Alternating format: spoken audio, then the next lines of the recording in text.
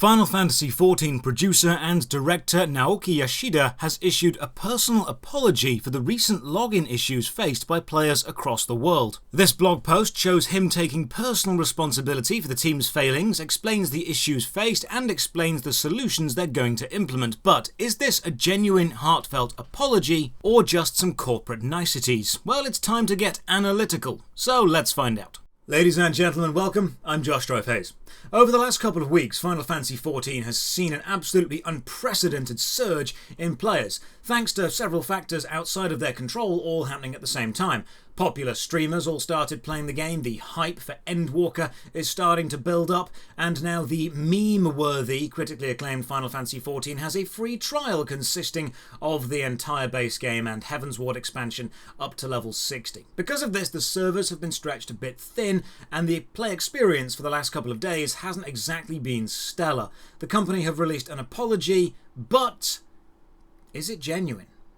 Before we begin, consider dropping a like on the video or subscribing to the channel for more MMO stuff. Ring the bell for all the future videos. As usual, a big thank you to all the supporters on Patreon and Twitch. More on this at the end. For now, let's begin. I've already made a video examining the incredible moment the game actually sold out of digital codes, and examining the game's rocky and turbulent history, how they destroyed version 1 and rebranded as A Realm Reborn. That was probably the moment Square Enix established himself within the MMORPG landscape as a studio dedicated to making a quality experience, not simply an acceptable one. And communication from Square Enix to the player base has already been highly praised, thanks in no small part to this man. Naoki Yoshida, lovingly known as Yoshi P within the Final Fantasy XIV community, has worked for Square Enix since 1993. He started working on the Bomberman and Dragon Quest franchise before being moved to Final Fantasy XIV. He's a self-declared fan of EverQuest, Dark Age of Camelot, Ultima Online, World of Warcraft, Rift, and Star Wars The Old Republic, so it's pretty clear he's passionate about the MMORPG genre.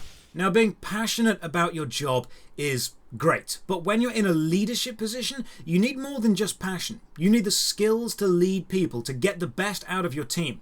And while researching Yoshi P, this line specifically stood out to me. He gave his team precise goals to achieve, and that is an essential leadership skill. To be able to delegate and then give actual set, specific, realistic, achievable goals is such a rare thing to find in management. I've been in charge of teams of people of varying sizes, and giving people direct, specific goals is one of the best ways to push a project forward.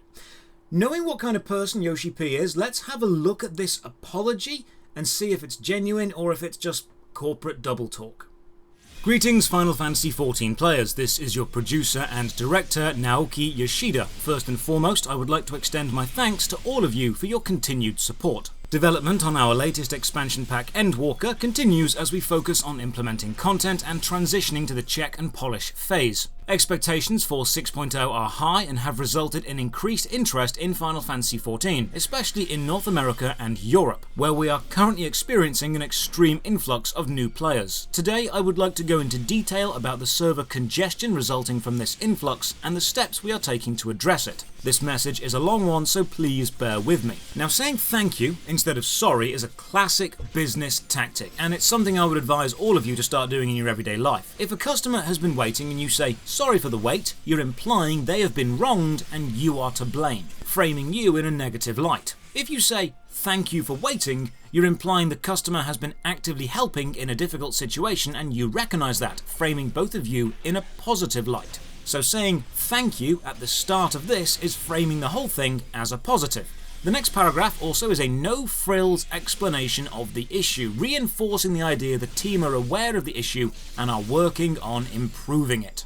And that is all most companies would do. That's a corporate apology. We're aware there's a problem, we're working on it, goodbye. Thanks, have patience. That's it. That's all most companies need to do to placate most player bases. Because most player bases don't demand more than that. But Final Fantasy XIV is a little bit different.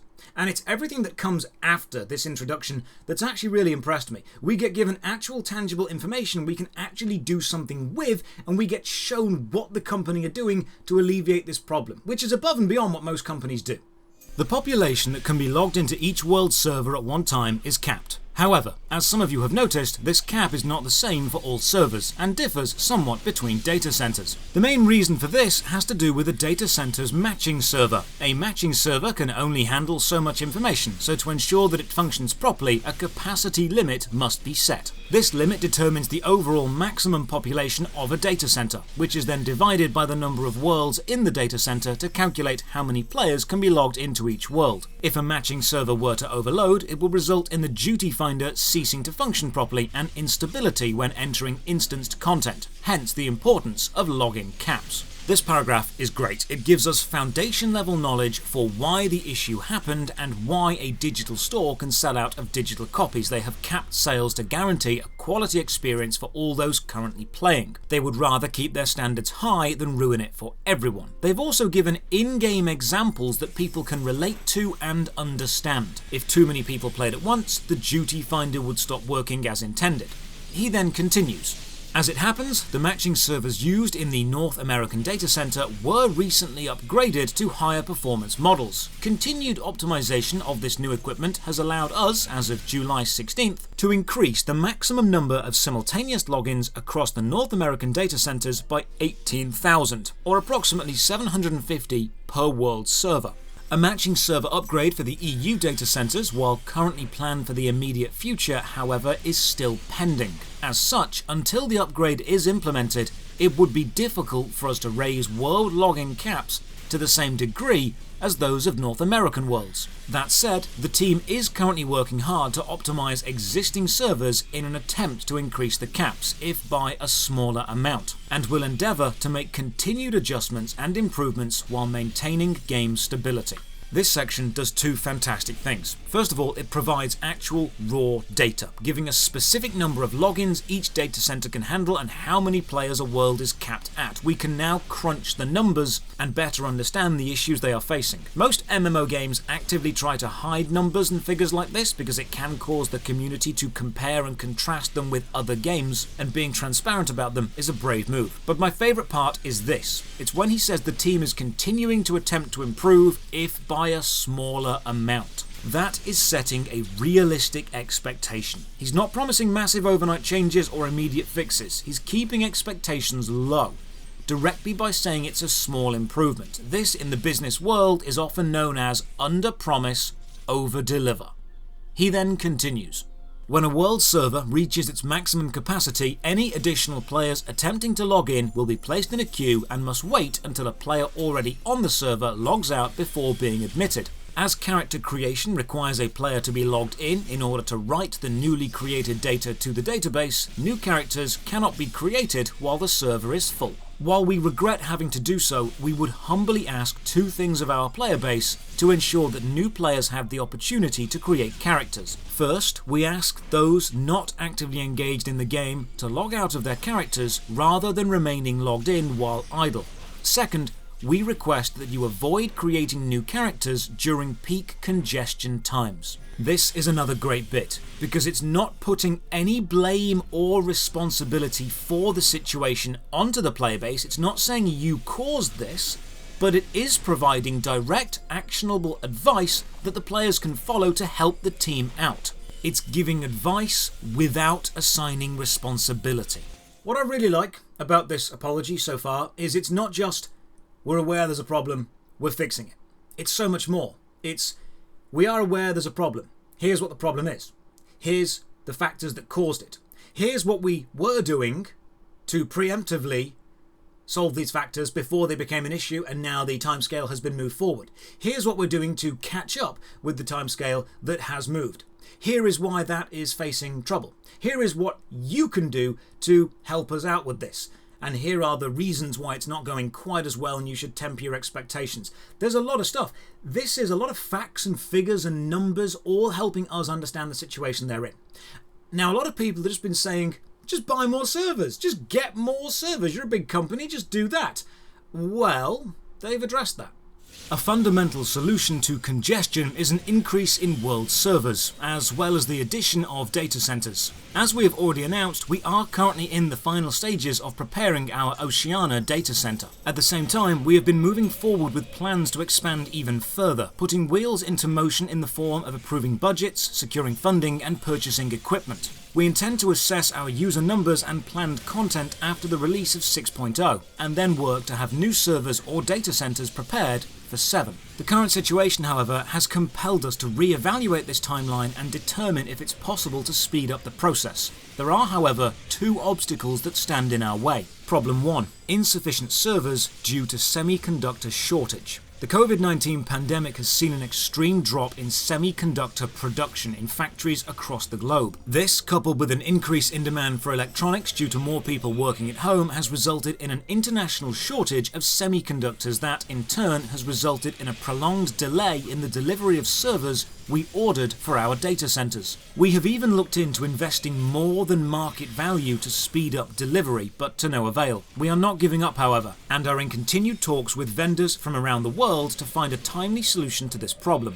Problem 2. Travel restrictions. As we touched upon briefly at the Digital Fan Festival, global travel restrictions due to the pandemic have prevented our server infrastructure team from physically visiting the data center locations, causing a considerable reduction in work efficiency. While over the past year and a half the team has managed to work remotely with overseas staff on the Oceania data center, it has been a challenge that our staff will have to face once more as we look to expand server capacity in Europe or North America. That said, many members of the team have been proactively getting their COVID vaccinations and are looking into options such as vaccine passports as we plan for in-person visits to data centers. Of course, even should the opportunity to travel arise, we will respect each staff member's opinion on the matter and put their safety first. So not only have they addressed the "just build more servers" argument, they've explained why that's not happened. Despite having already ordered more servers, the semiconductor supply isn't sufficient to keep up with demand. And they've even stated they are happy to throw more money at the problem if that would help,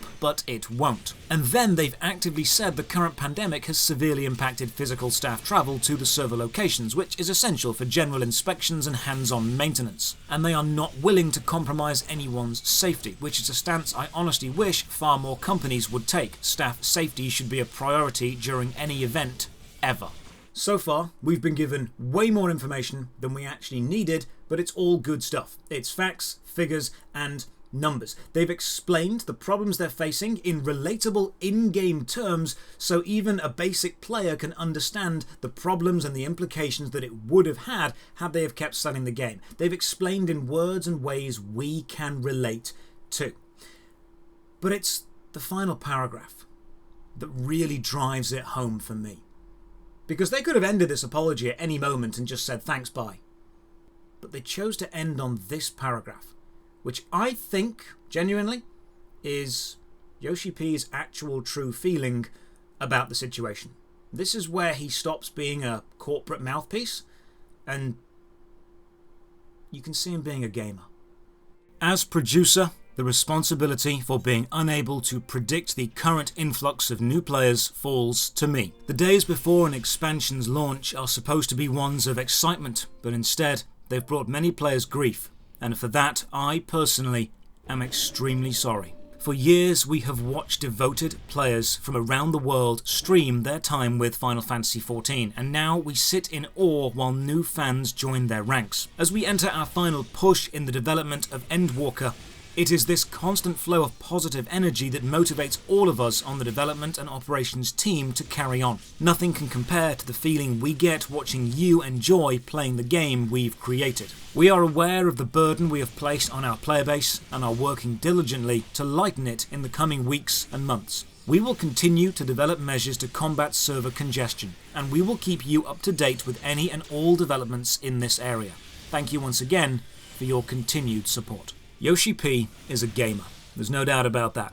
And he's an MMORPG fan, and he cares deeply about the game he makes. You only need to look at him and how he acts at fan conventions to see this is a guy who genuinely loves gaming. He wants other people to experience and love his game.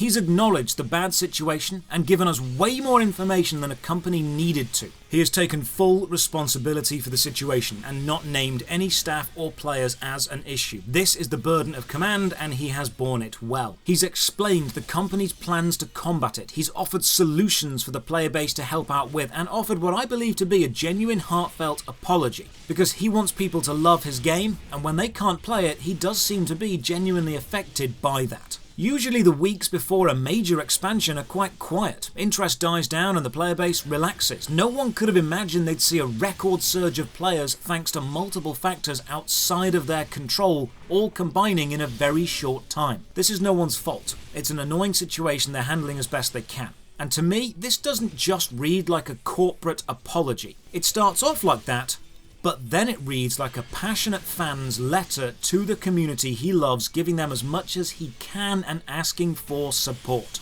And personally, I think they're doing a pretty good job. If you are able to log in, feel free to come and say hi to me. I'm over on the Omega server, maybe run some dungeons or raids together. It's always nice to see you guys in-game.